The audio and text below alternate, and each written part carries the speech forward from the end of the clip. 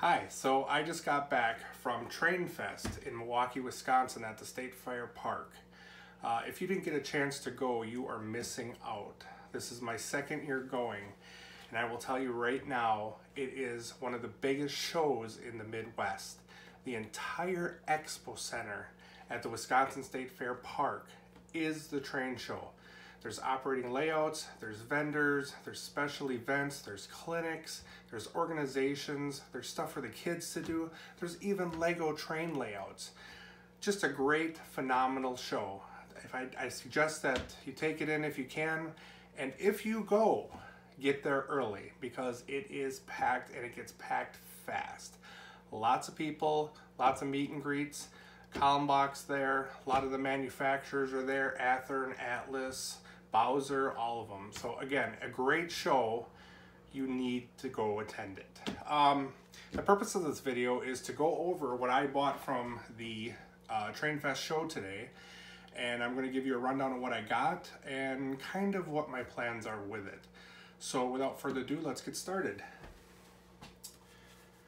I picked up first from the Sioux Line Historical Society 2 sets of decals. Sioux Line and DSS&A freight car decals for the 40s and 50s. Some of you may know that I do model the transition era, which is steam into diesel, 1950s. So these decals are going to be perfect for a lot of the cars I'm working on. Thanks to Mr. Fred Furcus for grabbing these for me and setting them aside, and I picked them up at the show, and they are going to be put to good use.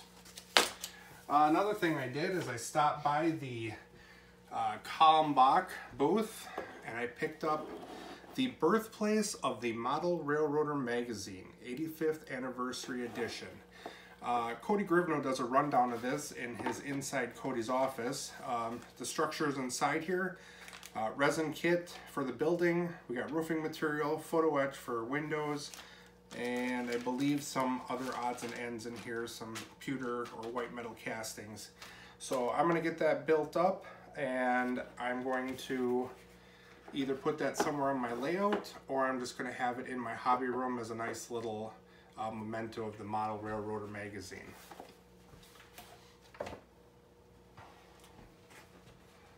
Next on the list is Proto 2000 H1044 locomotive. This one is a limited edition, fully assembled. Now some of you may know that I really like the Proto 2000 series engines and rolling stock, basically because of the detail. I just love the amount of detail that's put into these products. They don't make them anymore by Lifelike. Walthers took over the company and still issues Proto 2000, but I believe now they're just Walthers Proto. As you can see on here, this is a Atchison, Topeka, and Santa Fe locomotive. It will not be that when I'm done. What I'm going to do is I'm going to strip the paint off this bad boy, and I'm going to repaint it and decal it for the Sioux Line. So look for that video upcoming sometime in the future, maybe either this winter or next year. Again, continuing with the Proto 2000, picked up a 50-foot single-door boxcar. This one happens to be the Grand Trunk Railway. These are kits. I build a lot of the rolling stock kits simply because I really like the way they go together. They're pretty simple and they're highly detailed. I can sit down and put a kit together pretty easily, and it's a lot cheaper than buying a already assembled car, and I feel there's a little more added to it when you build it yourself. So next one is a 8,000 gallon riveted tank car. This one is for the, if I can move the tag here, ShipX Corporation. Again, this is going to be a kit. So if you open these up here, I think I can open this one. Take a look here quick. It's a quick overview. All the parts in there, trucks, the deck, fuel cell or the tank cell, miscellaneous parts in the bottom. Everything's pre-painted with these kits. All you got to do is put them together. Once you put them together, you got a ready to go rolling stock car.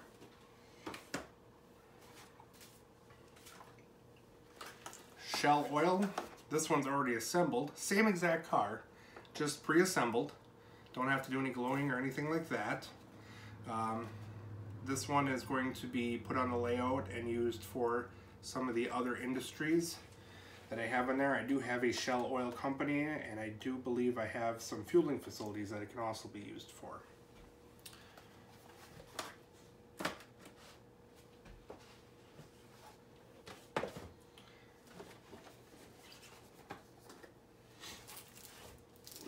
Then I picked up these packs here. These are 4 packs of drop-in In Gondolas. One is for the Pittsburgh and Lake Erie. The other set is for the Pier Marquette. Excuse me.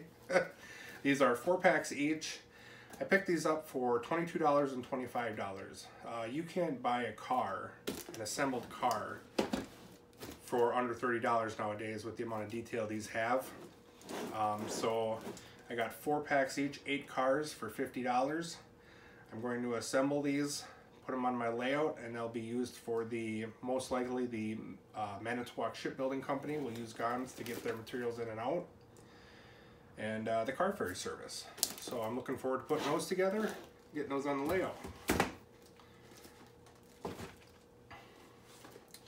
From Yardmaster series, I got this Oregon short line, as you can see on the name there, by Branch Line Trains, boxcar.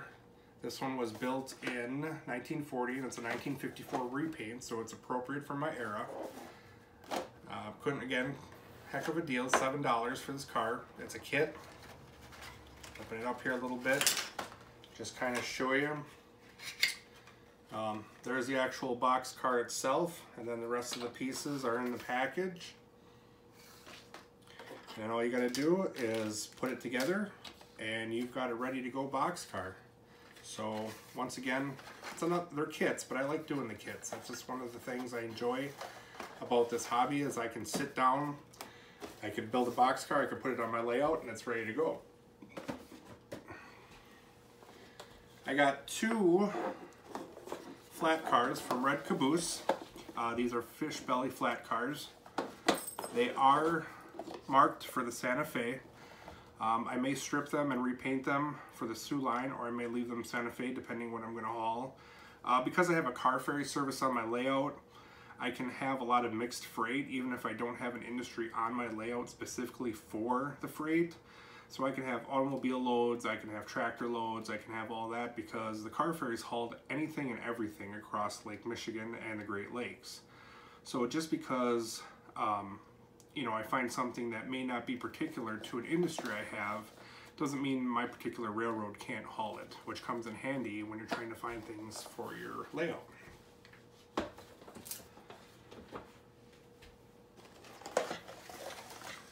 This is a Schlitz beer car, refrigerated beer car. Schlitz beer was made in Milwaukee. I picked this up at Trainfest for $7. Again, it's a kit, simple kit. Everything's pre-painted, just got to put everything together. I don't have any Schlitz cars, I don't have any beer cars. I just thought it was a very neat car and something good to have on the Manitowoc branch layout. So obviously beer is very popular in Wisconsin. One of the projects that I ran into that, as most of you know, I have a lot of irons in the fire. I was walking through the Tichy booth, and they sell these large packs of freight cars. They have freight cars, they have gons, they have hoppers, they have flat cars, all kinds of different cars you can get. And there are 6 cars in this box. So you can build 6 freight cars just out of this box alone. Now, it does say it was $85 on here. I did not pay that. I believe it was marked for $70, and I believe because I bought this and a bunch of other stuff, he marked it down even more. So my plan is to take these cars, I'm going to build them, and then Tichy also sells Sioux line decals for the steel box cars built in the 1940s. So I'm going to go through and I'm going to use these decals on the Tichy cars, and that'll give me 6 Sioux Line cars for my layout. And I'm looking forward to that. I got to get a Sioux Line fleet of rail cars together because I do have a lot of rail cars. However, I don't have a ton of Sioux Line, and I don't have a ton of Sioux Line in my era. So because I'm actually modeling the Sioux Line era, or Sioux Line Railroad in the 50s, I should have majority of Sioux Line cars to be prototypical. So this is going to get me started on that, and the decals from the Sioux Line Historical Society, I will get some cars built up, and I'll get those decals on there, and I'll get a great start on my fleet. One thing I ran into that I've been meaning to try was the glue looper. Now, the actual gentleman who invented this product was there, and his wife was there, and I was having a discussion with her about the glue looper. Now, I've used toothpicks, I've used brushes, I've used sewing needles, I've used safety pins, I've used everything to put glue onto products, models, what have you. And usually, no matter what I do, the glue tends to either be too much or get wear in places where I don't want it to be. So she demonstrated this product to me, his wife. I don't remember her name, I apologize. These are made out of photo etched stainless steel. And I had 2 big questions. My first question was, a lot of people, when you use CA on any type of product like this, such as sewing needles, you cut the ends off and you use that as a kind of a wick to wick up the glue. Well, those sewing needles get gummed up after a while.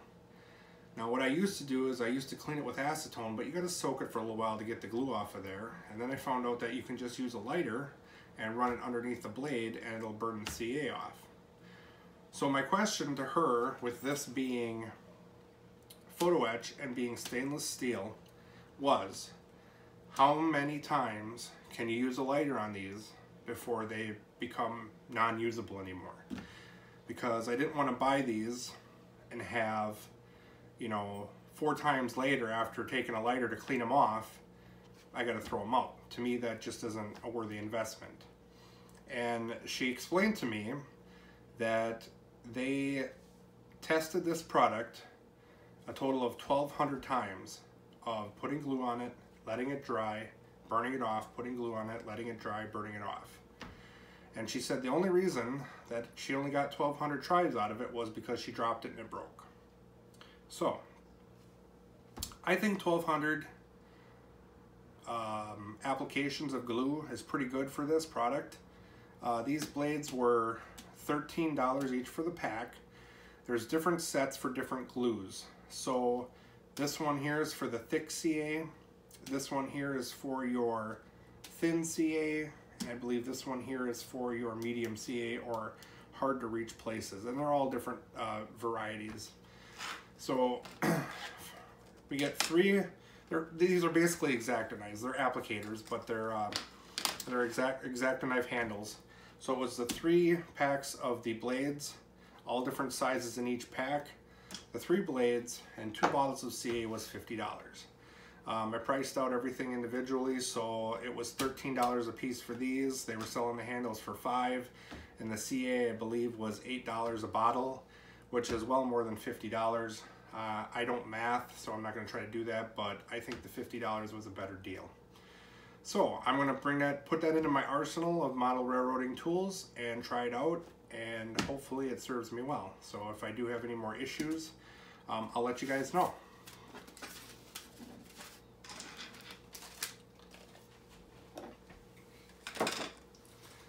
I did stop by the Badger Airbrush booth. I didn't buy anything from him in particular, but he did give me the sample bottle of primer. They have this I can't even say this, Stynal Res primer sample. It's an acrylic based primer. He says they make it in a variety of colors. The military modelers love it a lot. He said you'll never use another primer again. So I took him up on his challenge. I picked up this bottle. It looks like it's a brown, so I figure if I use this on a freight car and cover it with either a red or a brown color for a freight car, I'll see how well it does. I am a fan of Badger products, so we'll see how well this works, and I can let you guys know. And then of course I couldn't leave Trainfest without picking up a couple of clothing items. And since I model the Sioux line, I picked up the CP Heritage shirt, which, as you can see right in the middle, we got a Sioux line engine there, and then we got Milwaukee Road, DSS&A, Wisconsin Central, Canadian Pacific up at the top, a couple others on there.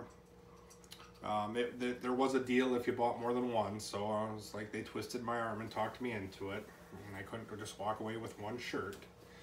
The other one I got then was a specific Sioux line shirt. This one has the $ logo in the middle, and of course we have all the engines around it. Minneapolis, St. Paul, Sault Ste. Marie Railroad Company. So I'm very proud of these. They're going to be good shirts. Now when I go to train related events, I can actually wear a train related apparel and not dress up in just you know, this black polo that I wore today. So other than that, I think that's pretty much it. I did get some other paperwork from the show. I got a catalog on the clothes. I got a flyer for the International Train Expo. Some information from the Sioux line Historical and Technical Society, and I got a catalog for Tichy Train Group for their products and their decals. So all in all, it was a great show. I can tell you right now, for all the stuff that I bought, I did not spend more than the cost of a high-end DCC locomotive. So if I had to guess, you know, maybe $350 range for all of the stuff here. Like I said, a DCC locomotive with lights and sound, you'd pay the same thing. There's nothing wrong with that. It's just I like the deals, and these kits come in cheap, and I look for the deals and look for the cheap stuff, and if I have to build some kits to make it look better, that's what I do. So thanks for watching, and like I said, if you didn't check out Trainfest this year, make sure you do next year.